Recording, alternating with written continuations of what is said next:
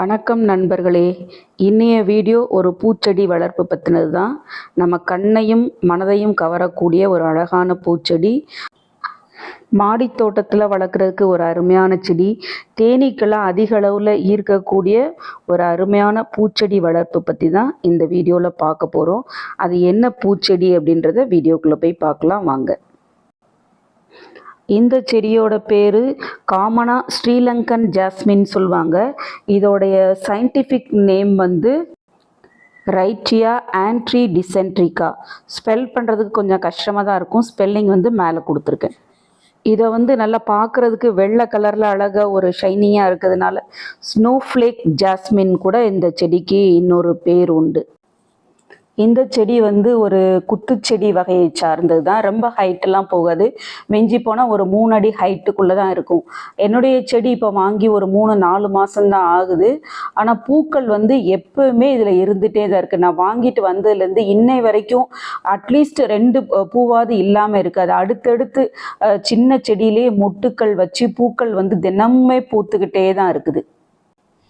இந்த செடி வந்து அதனால் வந்து ஒரு சீசனல் ஃப்ளவரிங் பிளான்ட்லாம் கிடையாது. ரவுண்ட் த இயர் வந்து நம்மளுக்கு பூக்கள் தரக்கூடிய செடி தான். இந்த பூக்களுக்கு வந்து மனம் இல்லை, ஆனால் நல்ல ஒரு அட்ராக்டிவாக இருக்குது. பூ வந்துட்டு பார்க்குறதுக்கு கிட்டத்தட்ட நம்ம ஒத்தடுக்கு நந்தியாவட்டம் இருக்கும் பார்த்தீங்களா, அந்த சைஸுக்கு தான் இருக்குது. நம்ம மலர் பாத்திரங்களில் போடுறதுக்கு வந்து அருமையான பூக்கள். இதோடைய பூக்களுக்குமே வந்து ஒரு மருத்துவ குணம் இருக்குது. ஆயுர்வேதத்தில் வந்து டிசென்ட்ரிக்கு வந்து எதிராக செயல்படக்கூடிய மருந்துகளில் இந்த பூக்களோட எக்ஸ்ட்ராக்டை வந்து பயன்படுத்துகிறாங்க. இதோட பேர்லே இருக்குது ரைட்டியா ஆன்டி டிசென்ட்ரிகான்றது தான் இதோட சயின்டிஃபிக் நேம். இந்த செடியை வந்து வளர்க்குறதுக்கு வந்து முழு சூரிய வெளிச்சம் தேவை. கிட்டத்தட்ட 6-7 மணி நேரமாவது சூரிய வெளிச்சம், முழு நேரடி சூரிய வெளிச்சம் படுற இடத்துல தான் இந்த செடிகளை வந்து வச்சு வளர்க்கணும்.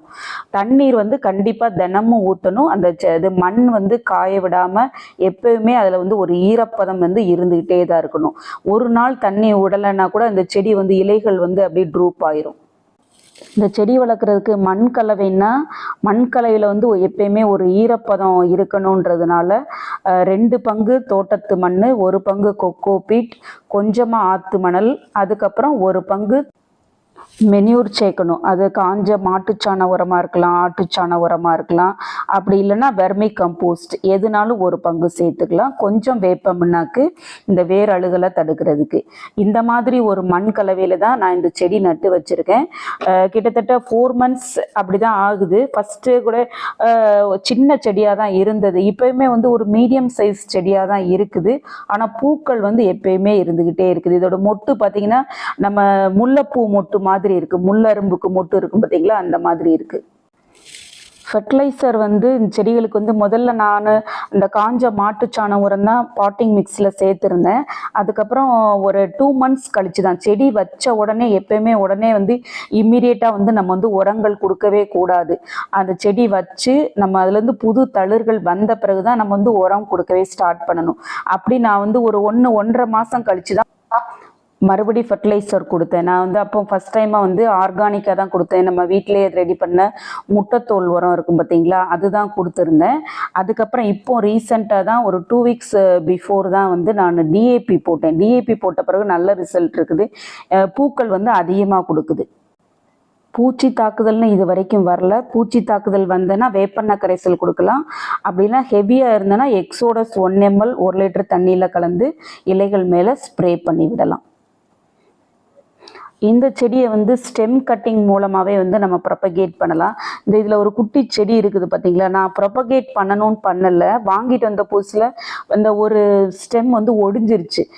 ரூட்டிங் ஹார்மோன் கூட இல்லை. பக்கத்தில் சைடில் நான் அந்த தொட்டியிலே சைடில் குத்தி வச்சு தான் அது கூட இப்போ வேர் பிடிச்சி குட்டியாக வளர்ந்துருக்குது.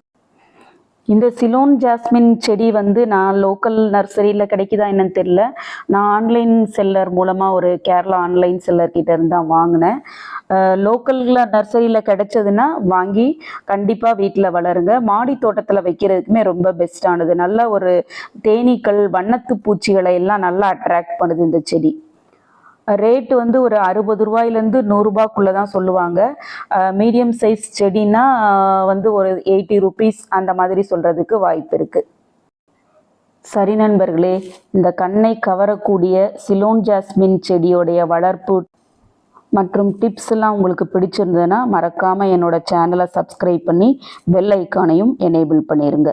மீண்டும் அடுத்த வீடியோவில் வேறொரு புதிய வகை செடியை பற்றிய பதிவுடன் உங்களை சந்திக்கிறேன். அதுவரைக்கும் பை நண்பர்களே.